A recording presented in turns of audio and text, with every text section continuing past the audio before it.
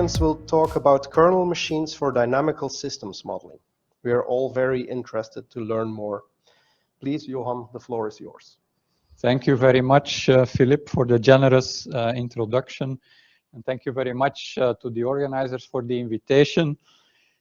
So as Philip mentioned, I will talk about kernel machines for dynamical systems modeling. In fact, there will be two main parts in the lecture. In the first part, I will mainly talk about function estimation schemes related to kernel methods, neural networks, and deep learning. So I will outline a bit synergy between them and a kind of unifying setting in which you can understand all of it. And it's also mainly from the viewpoint of optimization formulation. So primal and dual model representations will be important in this context. So after that, so that will be both related to supervised and unsupervised learning problems. And I will illustrate several of these methods afterwards to time series analysis, time series prediction, and dynamical systems modeling. So our world is more and more data-driven in a lot of fields. Increasing amounts of data are available. However, what is quite challenging is to come up with methods that can be generically applied to a very wide range of different problems. So what you often see now is in every application you have one particular model that works well, but nobody is really fully understanding the model. So we are ambitious in that sense that we would like to finally come up with a broad framework in which you can understand a wide range of different models in the first place. And then an additional goal is that you could further tailor these models towards particular application areas. So therefore, the viewpoint of the lecture of today is more an interdisciplinary view on the subject. The kernel-based approaches, kernel machines that we will be discussing will be related to many different aspects in different fields, like optimization, statistical aspects, dynamical systems modeling, and others. So just like neural networks and deep learning, this is also an interdisciplinary topic. So important, these days popular models are neural networks and deep learning. So the strength of these techniques is like everywhere where you see some nonlinear function f, you can think of a neural network being there because they are universal approximators. So they are very powerful to represent general nonlinear functions in whatever kind of application. However, it also comes with several local minima solutions. That is a weakness. On the other hand, you have support vector machines kernel methods, which have solid foundations in optimization theory and learning theory. So maybe one important avenue towards the future is to find new synergies and try to combine the flexibility of a neural network and deep learning representations with the solid foundations of kernel machines. So within the context of the ERC project that Philip just mentioned, this is also one of the major goals. So the project is about exploring duality principles for future data-driven modeling. So often it is possible to have one particular model, but it comes with different representations, so primal and a dual representation. People who are familiar with support vector machines know that in the primal you can have then a feature map, in the dual a kernel function. And in fact, in the primal representation, it's closely related to parametric statistics, parametric models, while in the dual representation, it will be kernel-based. And there can exist different duality principles. So the most common one is Lagrange duality, to go from one representation to the other. But there exist also other ways to go from one representation to the other. And later in this lecture, we will see how, thanks to such duality principles, you can also establish new connections between different types of neural networks and kernel machines. So things which you see in textbooks represented often as totally different things, and you can also relate to these duality principles. And thanks to such new insights, you can also come to new models, like, for example, generative versions of kernel machines or deep kernel machines. So that I will explain some of these aspects in the first part of the lecture. But let us start very simple and to give you some feeling about what is the importance of having these different representations, both conceptually but also practically. And let's take a very simple example to start with. You all know what linear regression is. And we have here a function estimation problem. So we have here the original model representation. The parameter vector consists of the vector W here plus the bias term B. So suppose you would just use a least squares estimator, but you do not only minimize the sum of the squares of the errors, but you also minimize the parameters. In statistics, this is known as rich regression, provided that the B term is 0 or Tikhonov regularization. So you can immediately write down here the solution, analytic solution you have immediately in W and B, and you can analyze the properties of the estimator. So you may wonder, yeah, what is there more to say about this? So in fact, there is a lot more to say about this. You can also write this as a constraint optimization problem. So you have here then as many constraints as the number of training data points. And you introduce these residuals as new variables. So you write a problem that was originally unconstrained, you write it as a constraint optimization problem. So why would you do that? Because in a sense, you make the problem more complicated. You make something that is unconstrained, you make it constrained. So the reason is that in this way, you can, in fact, create a new representation for the model in the Lagrange multipliers related to these constraints. So they are called here the alpha i's and the Lagrange multipliers, and you have as many as the number of training data points in this case. So from this Lagrangian, you can take the conditions for optimality and then express your model in terms of the dual variables. And so in optimization theory, the primal problem refers to the original constraint optimization problem, and the dual problem is a problem in the Lagrangian multipliers.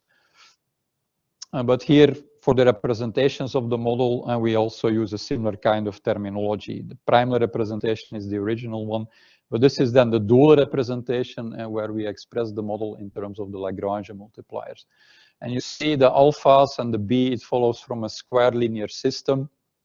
And probably you recognize then here the kernel matrix omega, in this case just a linear kernel, and the ijth entry is the inner product between these data points. So we had the original representation from which we started in W and B, but you can also have then at the same time the dual representation. And here in this case, you can solve both of them.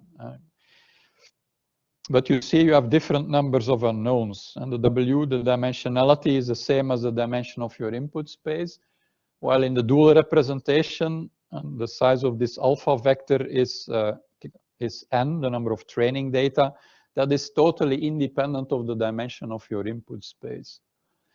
So you see, even in this linear case, I imagine you have a data mining problem with 1 million data points in a low dimensional space. Then it's not very smart to solve it in the dual because the kernel matrix would be size 1 million by 1 million, while solving in the primal is immediate. However, if you have an application where the complexity is in the other direction, like here, very high dimensional data and few training data, well, then the dual representation is very attractive, because the size of the kernel matrix is totally independent of the length here of this input vector. So therefore, you see, even in the linear case, you can have these two options, and it enables to tailor the representation of the model better to the characteristics, to the nature of the application, to the data characteristics. So in the context of support vector machines, there is then a very elegant way to go from the linear to the nonlinear case to introduce nonlinearity in a model.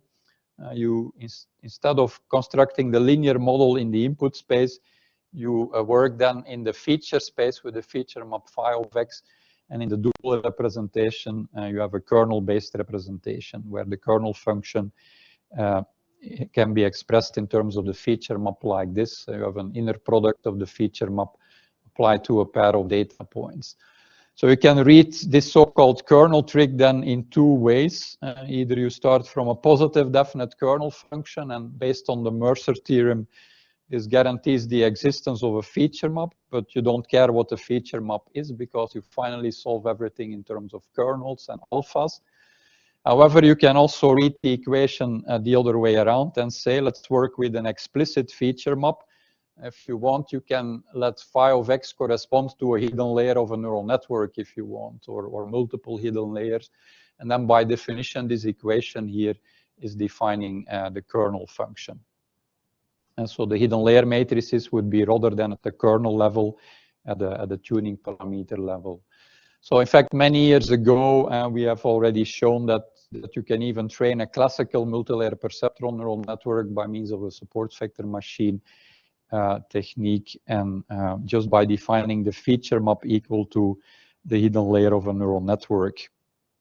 So that's for the case of regression, but it's also possible to conceive problem formulations beyond classification and regression problems. So these are the most basic ones, I would say, the most well-known, but also unsupervised learning problems like kernel versions of principal component analysis or kernel versions of spectral clustering, kernel canonical and correlation analysis problems, and many more can be conceived in a similar way. So in the primal problem, in each of these formulations, you start then from such a constraint optimization problem, and you create a dual representation, in this case, for example, through Lagrange duality. So in the standard support vector machines, you work with inequality constraints. So in LSSVMs, you work with equality constraints and L2 loss functions. The advantage of doing that is that your dual problems are simpler, like you have done linear systems or eigenvalue problems or generalized eigenvalue problems. In the SVM for function estimation, you have 4 sets of inequality constraints, so that's already a rather complicated core model. So in a lot of applications, also in dynamical systems modeling, often you want to do additional things on top of it. And if your basic model, your core model is too complicated, then the overall thing is way too complicated. So therefore, LSSVM models are excellent core models for a wide range of problems. So just like in model predictive control applications, which are optimization based, also here you start from optimization formulations, but it's also straightforward then to add additional constraints and say, that the function should be monotonically increasing or so, or you should have additional properties, and you can just add additional constraints to the formulation or additional regularization terms, for example. So from your conditions for optimality, you will have then both the optimal kernel representation and also the model estimate, in fact. So more generally, and the advantage of kernel-based models is also towards large graphs, for example, or unsupervised learning problems. You can work model-based, and you can work with representative subsets. And this way also with sparse representations for large-scale problems, work with representative subgraphs, and complete the rest of the information through the kernel-based model. So you may wonder how this thing is related to neural networks. So we have the original primal and then the dual representation. So for both of them, you can also take a neural network interpretation. So in the dual, the number of hidden units is equal to the number of support vectors, while in the primal, it's the dimension of the input space. So it's also common to formulate this as a function estimation problem in a reproducing kernel Hilbert space. So in that case, you get the optimal representation of a function through what is called representer theorems. And then you can prove that the function, the optimal representation is sum of kernel functions evaluated in the data points. And then it depends on the choice of the loss function here, whether you will have a sparse representation, yes or no. So you can also work with different types of kernel functions. The basic choices are linear polynomial RBF, but you also have more specialized kernel functions by which you can tailor these models towards particular data types. You can work on graphical models. You have also special kernels for dynamical systems, graph kernels, string kernels, special kernels to work on images, for example, based on optimal transport, and many others. Also, a kernel function has a interesting interpretation, normalized kernel function. And you all know that the cosine of an angle between two vectors is the inner product divided by the norms of the vectors. But suppose you do this not in the input space, but in the feature space, and you apply the kernel trick, then you can see that the normalized kernel function like this is in fact cosine of the angle between the two vectors in that feature space. So that also gives you some underlying interpretation of how similar data points are. A kernel function, it gives you some measure here for similarity between two data points. Or like in other applications, like in clustering or so, you compute distances between data points. If you do that not in the input space, but in the feature space, and you apply the kernel trick, you can use here any positive definite kernel function. So in this way, you see by the choice of the kernel function, you implicitly also choose a metric, in fact, and you can in this way also cook up all kinds of new distance measures just by making the choice of a particular kernel function. So these days in AI, there is also more and more emphasis on explainable AI and ethics and AI. So in this case, the interpretation of the model, at least in the dual way, the dual form is then essentially looking at similarity between data points. So suppose you want to classify this, and you compare this with all the training data, and basically in the classifier here, you sum up the similarity between all these objects. And also the B term here is often important because it's related also to prior class probabilities. So especially when you have unbalanced problems or so, you want to avoid bias in decision making. Also the B term is quite important. So I mentioned the kernel trick with the Mercer theorem. So that relates to a positive definite kernel function, but you can also easily in this primal dual setting also include indefinite kernels. And this is, by the way, then related to function estimation in Krantz spaces instead of Hilbert spaces. So you have done a model and you split it up into two parts with two feature maps. Each of them are related to a positive definite kernel, and you subtract the kernel functions then. So the new kernel here is the difference between those two kernels. And you also consider then the difference here between the regularization terms. So if you look at the stationary points of this problem, and then you can derive that it leads to exactly the same dual problem as I explained at the beginning. But here your kernel matrix can also have negative eigenvalues. So you can apply this for LSSVM for classification, regression, but also kernel PCA problems. This is quite straightforward. So in this way, you can also extend easily the richness of these kernel-based models. Now in AI and deep learning, there is quite some interest these days also in generative models. So the question is, for the models that I explained at the beginning, could we also possibly come to a new working mode, a generative working mode for the model in which we do not only train the model and do decision making with the model, but also let the model generate new data. So then it's like you can talk to your model. It's not only there for training and decision making, but you can also let the model speak and let it generate new data. So this is currently very popular, like for example with GANs, generative adversarial networks, and where you start almost from nothing. You should have something to start from, but here it's just random noise. And then you have a nonlinear mapping with neural networks to create a realistic looking image out of the noise. through the generator, and then you have a discriminator which is saying, okay, is this generated image, is it a fake one or is it a real one? So that's one popular type of generative models. Also restricted Boltzmann machines is a simple kind of neural network architecture, which is quite fascinating.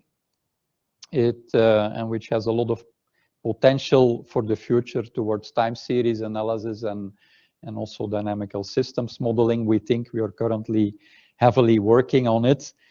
So what you have here is a bottom layer, and these are so-called visible units. And these visible units, they can be inputs or outputs. It's the things that you observe in the outside world. And then with the neurons here in the top layer, you want to explain what you observe. These are the so-called hidden units. It's a hidden representation. And it's called restricted because the hidden units are only connected to the neurons in the bottom layer, not among themselves. So for such a type of model, you have an energy function that you minimize. And the main term that you see here is the one that I indicate in red. So here you see that the interconnection matrix W of that neural network, it's in fact sandwiched between your visible data and your hidden features H that you're going to extract. And the nice thing is, the thing that makes this simple expression very powerful is that you can read it in fact in two ways. So suppose observations would be given, V would be given, this expression is minimized, but you see a minus sign, so you can read this as maximizing then the correlation between the V that is given here and WH that you have to find. So that is the training problem. But if you want to generate new data, you can read this first term in another way and generate a new feature H star. And then you can use the same expression to find a V star that corresponds to it, a new point that you want to generate with the model, and which is consistent then with what you have trained. So this is an energy function that you minimize. RBMs are also important models, for example, in physics, spin glasses and things like that. So this also gives very nice connections between physics and neural networks, and later on deep learning. And a nice thing is that the minimization of the energy function is also related here to a joint distribution in the visible and the hidden units. But that's a simple architecture. You can also go then to a deeper neural network, like with deep Boltzmann machines that you see here at the right-hand side. And then you have a more complicated distribution in the visible units, but then several sets of hidden features that you are going to extract. So the bottom layer you can compare a bit with your eyes, by which you are observing the outside world, and just in our brain where we have several layers. Also here you have then several layers, like layers in a brain by which you want to explain your observations that you see here in the bottom layer. So such a deep architecture, yeah, it's also characterized then by a very nice structure here of the energy function. An RBM as a simple sandwich interpretation, but the deep Boltzmann machine, yeah, you have multiple layers then. So in each of them you see the red matrices, the interconnection matrices, are in fact sandwiched in the first layer between the visible units, and then a first set of features in the next one, the first set of features, and a second set of hidden features that you extract, and so on. So you have a very nice mechanism starting from the observations to create sets of hidden variables here that are going to internally model the observations that you see here. So in this way, by means of these models, you can also generate new data, and not only do classification or so, but you can also generate new images. In this case, for the RBM, it looks a bit noisy, but if you use a deep Boltzmann machine, you get some very clean digits. So what I will now explain related to the function estimation part is that it's actually possible to create something new. At the beginning, I was talking about LSSVMs, like for regression or classification, and also kernel PCA is a kind of unsupervised model belonging to the same family. And then I was just explaining about the restricted Boltzmann machine. So what we would now like to have is we want to create something in between. So therefore we call these new kernel representations restricted kernel machine representations. So just like for the RBM, where we go then also to generative models and deep models, also for RKMs you will be able to go then towards generative and deep learning versions. So the way we will be establishing that is through duality principles. So we will change the representation of the original models and then come to a representation that is similar to the restricted Boltzmann machine. So for the moment we have this for LSSVM problems, kernel PCA matrix singular value decomposition. But we are, in our team, we are working on extending the class of models also to other loss functions and other regularization schemes and several kinds of deep learning architectures. So I'll not explain the whole theory here, but I will give you a flavor of it. I will explain it here briefly for kernel PCA. And kernel PCA was a method originally proposed by Shulkov and colleagues. They started from the kernel matrix that you see here, a matrix of size n by n, where n is the number of training data. And then you do the eigenvalue decomposition of that matrix, and those components, they are used, for example, for denoising applications. So you can work with nonlinear kernels, and then you can nicely catch here the nonlinear shape of the data distribution, and while a linear PCA is unable to catch here the nonlinear structure of the data manifold. So in the past, by now 20 years ago, we have shown that you can cast kernel PCA within the LSSVM setting. At the beginning, I already briefly showed the formulation. So this is entirely unsupervised. You only have given the input data xi. And here you have done a model in the primal form with the feature map phi. Here it's evaluated to the training data, but you can also evaluate later on the model to test data if you want, do out of sample extension. So it's a model-based approach to the kernel PCA. And then in the objective function, you minimize the regularization term. And then here you have a minus sign because you want to find the directions of maximal variance. So if you take the Lagrangian of this and you write a solution in the Lagrangian multipliers alpha, you can show that in this way, your training problem in the dual is nothing else but an eigenvalue decomposition of a kernel matrix. So you don't see the regularization in the kernel matrix, but it's hidden. You can prove that you can see this as a variational principle from which you can obtain an eigenvalue problem of a matrix as the optimal solution. You can also see what the effect is of the B term, and from the conditions for optimality, it automatically leads to a centering of the kernel matrix. So that was already known, and something that we now did in recent years is to establish a connection between this LSSVM representation and then the restricted Boltzmann machine that I was just explaining. And the way we are achieving that, we are now going to create a new representation for a model, and it's just based on a simple inequality. So here, people familiar with Fenchel duality know that this is corresponding to the Fenchel-Young inequality. And so you have the E variables here, which are the same as on the previous slide, but the H vector that you see here, these are new variables that you want to introduce. So you want to obtain a new representation for the model. And you can prove for whatever vector E and H that you consider here, this inequality always holds. So you have here on top the original formulation in the primal for LSSVM, for the kernel PCA. You use this inequality to create an upper bound, and then you look for the stationary points of that upper bound.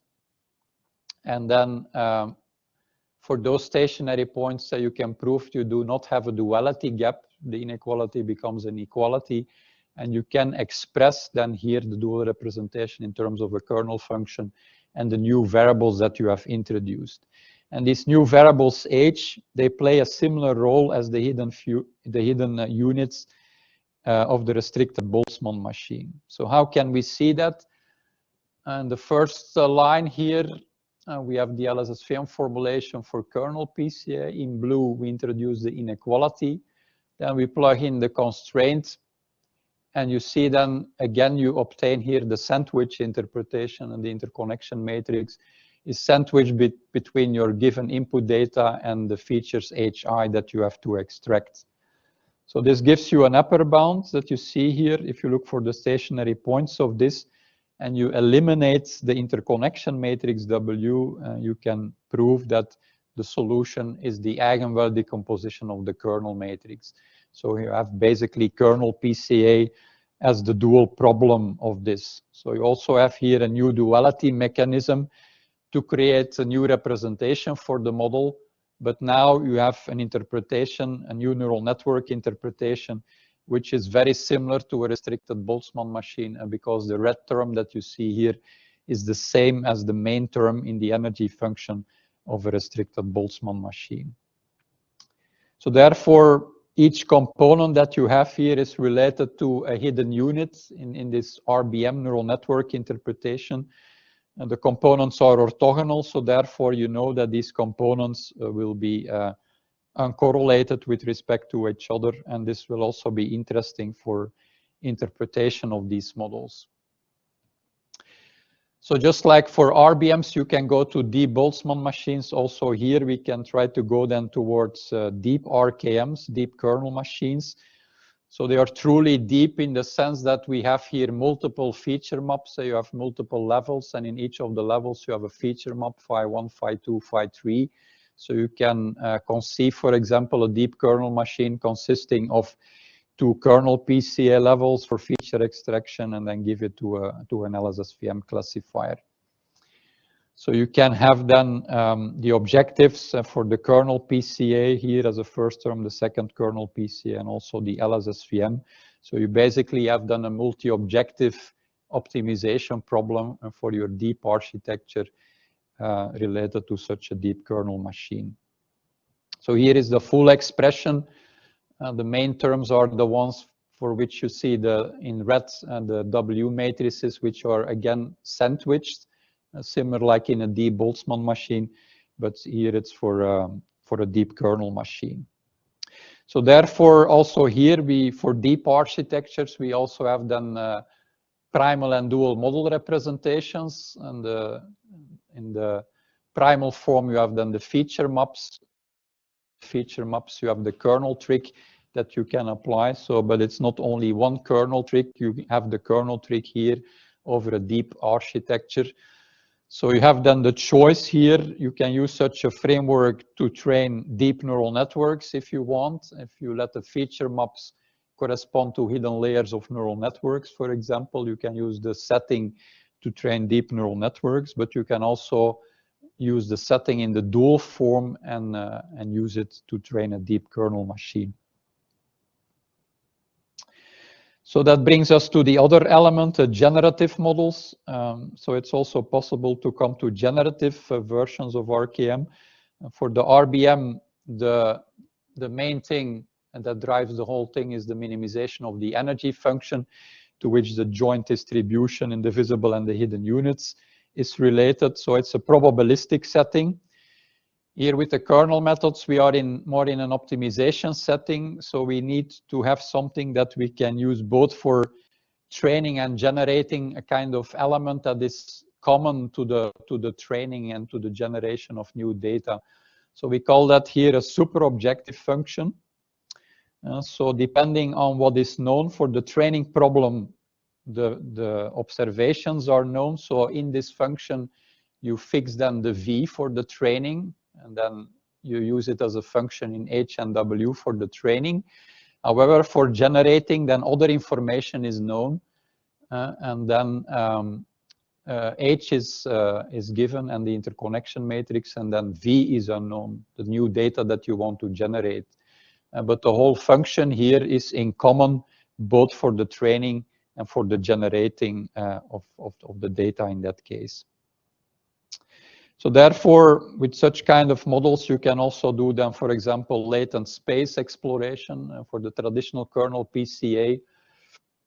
Like here, you would have two components. It's just a set of data points in the reduced space. But with a generative modeling framework, you can explore the whole latent space as a continuum, and you can go back to the input space to see, and wherever you go here in the latent space, you can wonder what kind of image is related to it in the input space. So you can go back to the input space.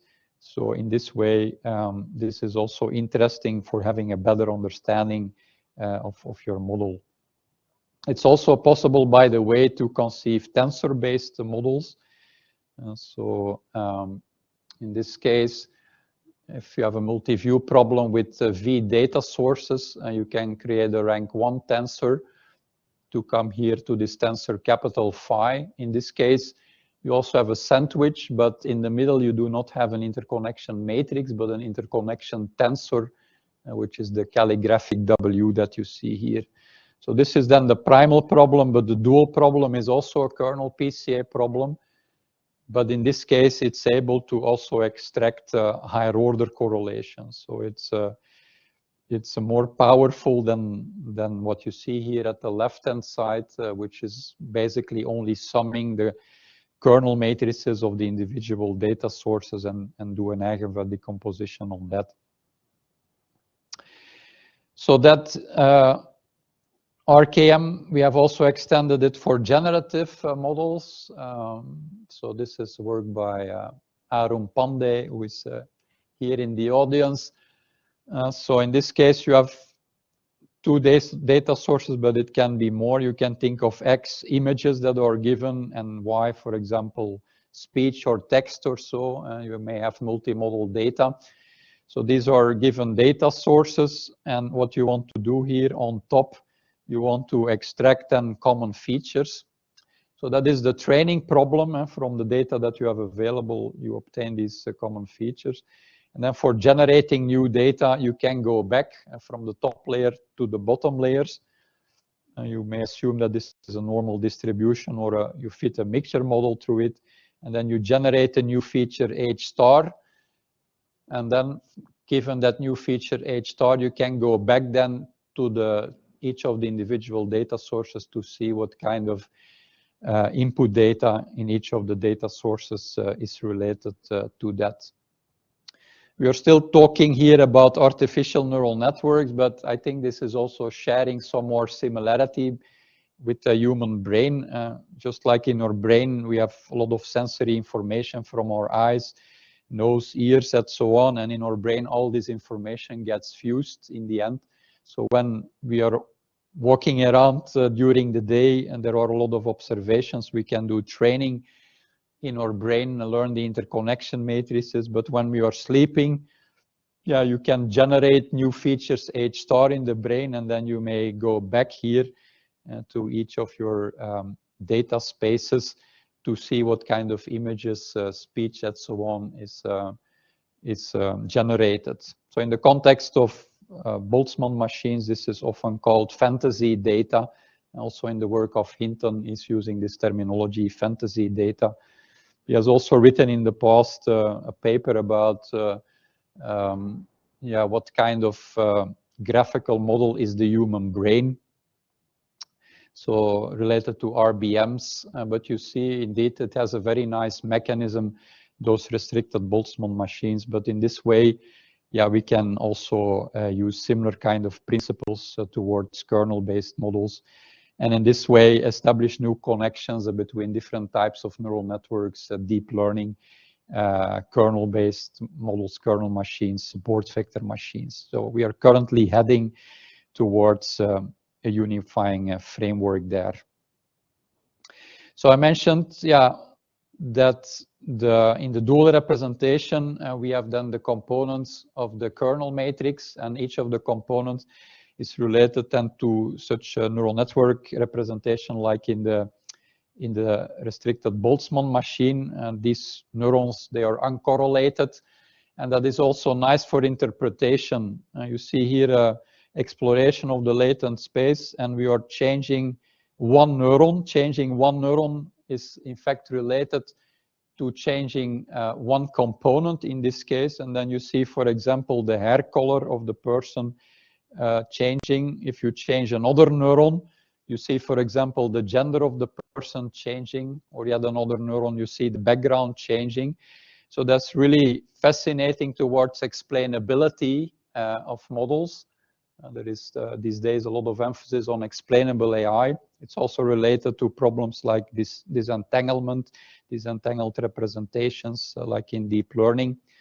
Because you want to better understand your models, what do these components mean, what do they model? So in this case, we have this orthogonality property for free in the dual. And you see this is also interesting towards getting a better explanation of your neural network models in connection to the kernel-based representation. So currently, we're also extend these things towards deep kernel machines. So we are confident that in the coming years, it will be possible to come up with a deep neural network interpretation where in each layer, you will be able to say what the role is of every particular neuron there. So it will not be a black box then, but it will be a full white box, I would say. Instead of a black box, you will better know what the role is of every individual neuron in such kind of representation. So that's really fascinating.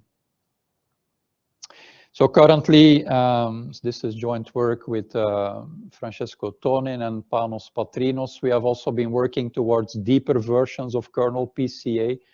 And the first line that you see here is, in fact, the objective for the kernel PCA in the RKM setting, but you can also have a second layer of kernel PCA, deep kernel PCA. And then also imposing additional orthogonality constraints between all of these components for having better explainability. So this also leads then to deep kernel machines. So you can use then the setting with kernels in dual form or with explicit feature maps related to neural network representations. And for example, also in the work of Arun, he was also using, for example, convolutional feature maps. If you want to work on images, yeah, often it's good to work with convolutional architecture. So you may want to use an explicit feature map, which is convolutional, and you can use the same setting also for training deep neural networks. So that brings us to the second part of the presentation. So the first part was more about function estimation, representations of models, being it supervised or unsupervised, and related to neural networks, deep learning, and kernel machines. So now I will explain some of the challenges towards dynamical systems modeling, time series analysis, nonlinear system identification. So yeah, almost everything can also be conceived as a system for which we define inputs and outputs, but yeah, you can also adopt a behavioral setting if you want, like Jan Willems was advocating. Actually, the RBM neural networks and the restricted kernel machines that we are currently investigating for dynamical systems modeling for time series analysis, that is also very nice. There you do not really have to specify beforehand what inputs and outputs are. So we anticipate that all of these things that we do there in the future will be possibly very much aligning also towards the systems theory, where you would not have to specify beforehand what inputs and outputs are. Because in the bottom layer, the visible units in an RBM, they can be either inputs or outputs. So that may also lead to new paradigms for how we do prediction with models and things like that. So there is a lot of work that we are currently investigating in the pipeline that also towards system theory may bring something new there towards nonlinear modeling and different model structures. So in system identification, yeah, often you have two important aspects there. The first thing is typically a choice of a model structure. It can be input-output model structure or state space. It can also be deterministic or stochastic, but it can also be more structured. Like if you have a mechanical system or so, sometimes you better know what the structure of a system is, like a Hammerstein or a Wiener system or so. So that is a kind of model structure that you put forward. And then you have the parameterization of it in terms of a parameter vector. In the simplest case, it's just linear, leading to linear models or polynomial, piecewise linear neural networks, and so on. You can do things in the time domain or the frequency domain. So if you want to work with LSSVMs for function estimation, yeah, we have seen that you have then the primal and the dual representation. So it's more complicated than doing system identification just with parametric models, because if you work with neural networks or so, parametric models or polynomials, it's very straightforward to parameterize your model structure. Yeah, with a polynomial or a neural network parameterization or so. However, if you want to use LSSVMs, you want to preserve this primal dual connection of the representations, and not just for the static cases like function estimation or classification, but also towards dynamical systems modeling. So that is a big challenge, and not for all the model structures this is so straightforward.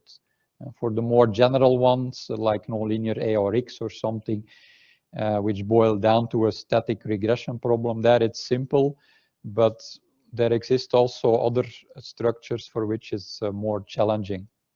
A simple thing where you can use LSSVM is, for example, for the time series prediction. Here you have the Celtic time series of the Santa Fe laser data.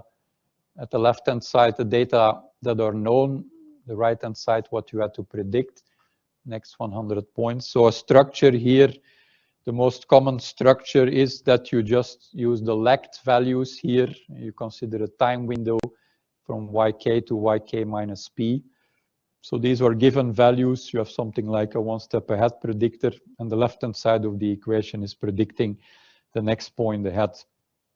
So you train this as a nonlinear AR model with either primal or in dual form with LSSVM. But for the prediction, you change it into a recurrent architecture. So then it becomes an output error type of model. So you replace the true outputs y by the estimated ones. Now, in several applications in nonlinear system identification, often you also have large data sets. So I was explaining the dual representation is particularly interesting if you have few data in high dimensions, but the primal is more interesting when you have a lot of data. So therefore, we often go back then to the primal through so-called fixed size techniques. So there exist several methods like Nystrom approximation, random Fourier features, and things like that. Related to your kernel function, you may consider an integral equation, and a finite sample approximation to this leads to an eigenvalue decomposition of the kernel matrix. So you can do that then on a subset, a small subset. The size of the subset that you consider will be then giving an approximation to the feature map phi tilde of the same dimensionality as the size of the subset that you choose. You can use, for example, Nystrom approximation for that, and then go back here to the primal formulation, and instead of working with the true feature map, because if you work with an RBF kernel, then the true feature map is infinite dimensional. So for an RBF kernel, you can only solve the dual problem, not the primal, because the primal is infinite dimensional. However, what you can do in practice is try to get a finite dimensional, relatively good approximation to that infinite dimensional feature map. So that's what we do then here. And then you can use this finite dimensional feature map here directly for estimation of the model in the primal. So in this way, you can work with millions of data points on your laptop, also with kernel methods. So in the past, yeah, these have been applied, for example, on electricity load forecasting. The left-hand side plots, you see such fixed size LSSVM in comparison to, at the right-hand side, a linear model. You see the linear model is good in the trend prediction, but you see, for example, here, there is a problem with predicting the peak values. You see that the nonlinear LSSVM here, the fixed size LSSVM is much better in also predicting the peak values. So this is a a powerful methodology, so it's fixed size approaches to scale up to very large problem sizes. So you can do this for general model structures like a nonlinear ARX, but what is more complicated is when you have more structured type of representations in the context of nonlinear system identification, like a Hammerstein system or a Wiener system. In Hammerstein, you have a connection between a static nonlinearity that you apply to the input of the system, followed by a linear dynamical model in yellow. And for a Wiener system, the nonlinearity is at the end. So here, if you want to model that with LSSVMs and you want to preserve convexity and you will be able to apply the kernel trick, this is more challenging because the blue part here is corresponding to the linear dynamical part. The red part on the slide here is the static nonlinearity that you apply to the input. But you see then that you have a product between beta j and w. So if this is going to be in your constraints will be no longer linear. So in order to preserve convexity of your optimization problem, you want then here for your model that the constraints are linear in the unknowns. So therefore we use a technique here of so-called over-parameterization, which is also common in the field of system identification. But in this way, through over-parameterization and then imposing an additional constraint, the last one here in red, you can actually preserve convexity of the problem formulation and also introduce more structure into the model. But it's more complicated because if you want to preserve the primal dual connection with application of the kernel trick, it is more challenging than just for classical parameterized models. So that's related to input-output structures. Also for state space modeling, you can come up with extensions to subspace algorithms. So subspace algorithms have been investigated a lot. There was the original work of Larry Moore, but also in our Stadius research group over the years, there has been a lot of research in the group of Bart de Moor with Peter van Overschie. And in fact, my first paper was also on subspace algorithms long ago. So I also know something about it. But that was for linear systems. So it's also possible here to go to nonlinear systems and to use similar kinds of insights from subspace algorithms. So in a subspace algorithm, it's for estimating state space models. Conceptually, it works in 2 steps. In the first step, it's like an observer, and you have your input-output data, and from the input-output data, you estimate the state. And then in the second step, once you have an estimation of the state vector sequence, then you go to estimating the parameter vector theta of your model. So that is very characteristic for such models. But originally, these techniques are only applicable for linear state space models or a few extensions to weakly nonlinear systems. So for the first step, they apply, for example, canonical correlation analysis to see what is the correlation between the past and the future of your time series. And then the state vector sequence is in fact the intersection between the spaces spanned by the vectors of the past and the vectors of the future. So similar kind of concepts you can also do in a nonlinear way. So instead of a linear CCA analysis, you have then a kernel CCA. And you can use one of these formulations that I've shown at the beginning where I was showing the core models about LSSVM. This is the formulation of kernel CCA where you have 2 data sources, Xi and Xj. And you want to understand what kind of nonlinear correlation is there between such data sources. And in the primal form, in the LSSVM framework, you see what kind of problem formulation you have then for kernel CCA. The dual problem of this and the problem in the Lagrange multipliers to these constraints will be a generalized eigenvalue problem related to kernel matrices of the two feature maps that you see here. So when you employ such a generalized eigenvalue decomposition and you use here a data source xi corresponding to the two vectors of the past of your time series and the other data source here related to the future of your data of your time series. So both of these, they span a certain space, and you want to see what is then the intersection between those two spaces, and that yields you the states vector sequence, and you find that then from a kernel CCA. So with such a method, you can at the same time then see what is the states vector sequence that you generate, but what is also important is you can also do an order estimation, the order of the system, the number of state variables, that is also reflected then by the eigenvalue decomposition, by the eigenvalues that you're going to obtain. So that's also interesting. You can see up to what extent you can realize a dimensionality reduction. Then it's like in system theory, and there is also a lot of research on model reduction. You can also see it as a kind of model reduction which is achieved through kernel CCA.